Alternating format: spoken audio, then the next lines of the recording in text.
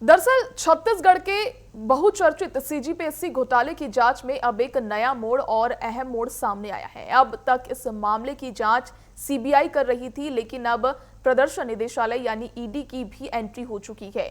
ED ने रायपुर और दुर्ग में घोटाले से जुड़े आरोपियों के ठिकाने पर दबिश दी है, जिससे जांच की दिशा और तेज हो गई है। इस कार्रवाई के दौरान पूर्व परीक्षा नियंत्रक आरती वासनिक के घर भी ईडी की टीम पहुंची है और दस्तावेजों की जांच शुरू की गई है। सीबीआई पहले ही उन्हें इस मामले में मुख्य आरोपी मान चुकी है। अब ईडी की जांच में मनी लॉन्ड्रिंग के एंगल की संभावना जताई जा रही है, जिससे बड़े खुलासे होने की उम्मीद है।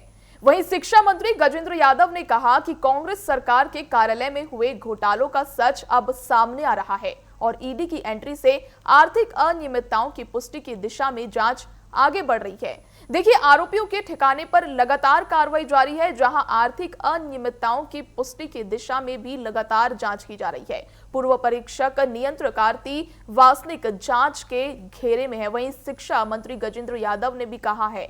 आपको बता दें कि ईडी की जांच में मनी लॉन्ड्रिंग के एंगल की संभावना जताई जा रही है, जहां सीबीआई पहले ही इन मामले में मुख्य आरोपी उन्हें मान चुकी है।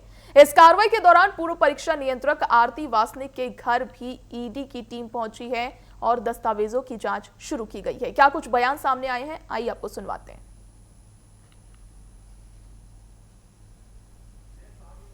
भूपेश बघेल जी की जो कांग्रेस की सरकार थी, उस सरकार में जितने भी जो ये बार बार बोलते थे कि सीबीआई भेजो, ईडी भेजो, क्या हुआ क्या हुआ क्या हुआ, आज देखो सब रिजल्ट निकल रहे हैं। उनकी संपत्तियां कुर्क हो रही है, राजसत की जा रही है।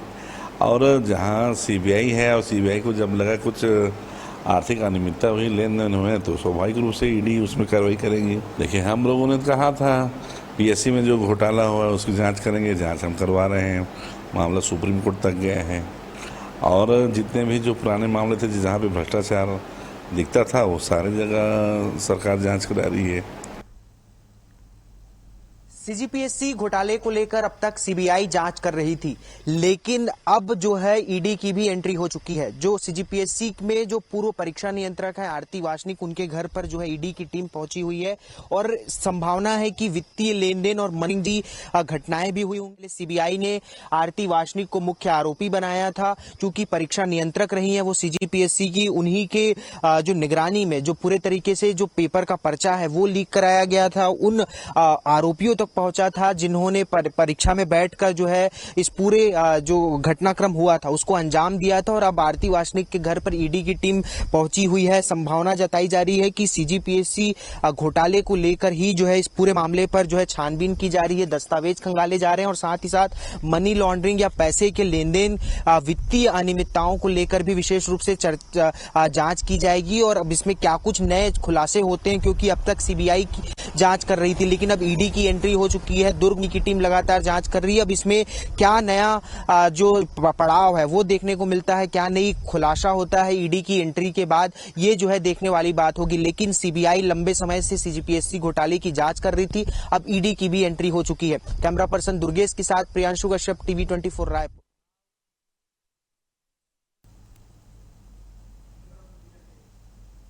देखिए, छत्तीसगढ़ के बहुचर्चित सीजीपीएससी घोटाले की जांच में अब एक नया मोड़ और अहम मोड़ सामने आया है। इस पर और अधिक जानकारी के लिए हमारे साथ हमारे संवाददाता सुबोध तिवारी हमारे साथ जुड़ चुके हैं। सुबोध, सीजीपीएससी घोटाले में पहले सीबीआई जांच कर रही थी, ऐसे में ईडी की एंट्री से जांच में अब क्या नया एंगल अब सामने आने की संभावना है?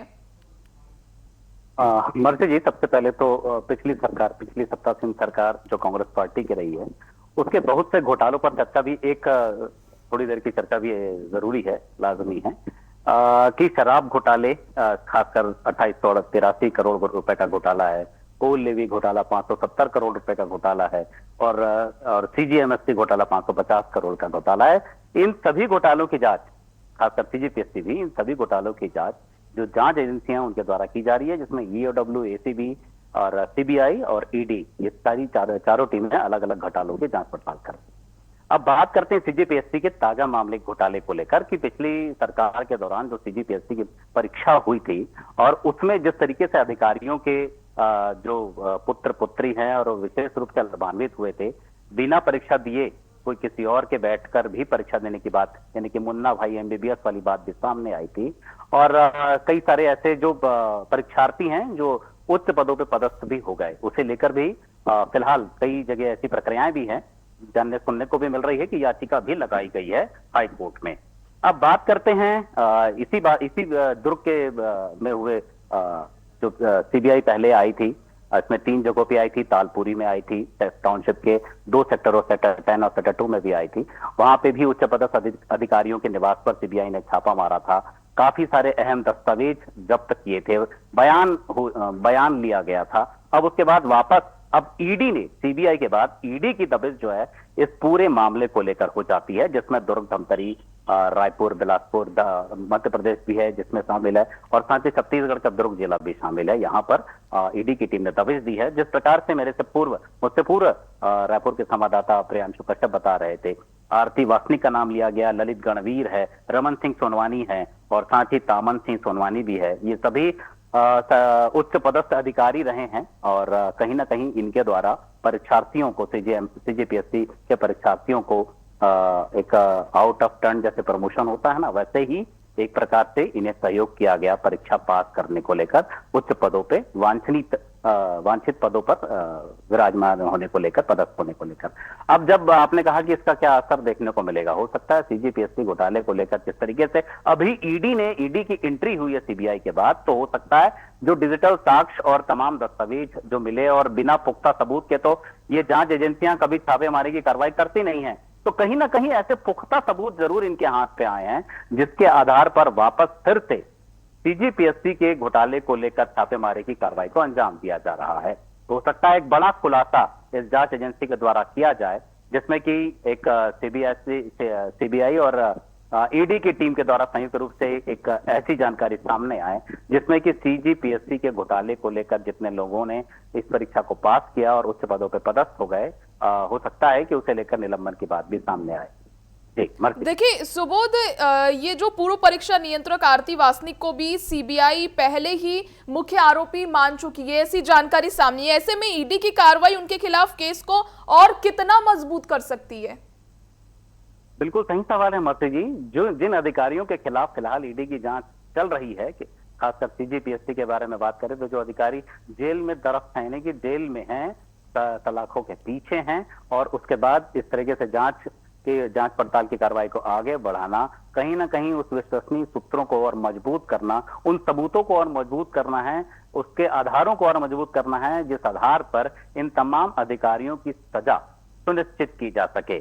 फिलहाल चूंकि ये न्यायिक हिरासत पर हैं, इन्हें फैसले के आधार पर सजा नहीं दी गई है, तो कहीं ना कहीं अभी तमाम जुटाए गए सबूत और बयान जो हैं उनकी सजा को और सुनिश्चित करेगी, अपराध को सिद्ध करेगी, और कहीं ना कहीं इनसे जो सजा जो पा रहे हैं उसमें और बढ़ोतरी हो सकती है सजे पे।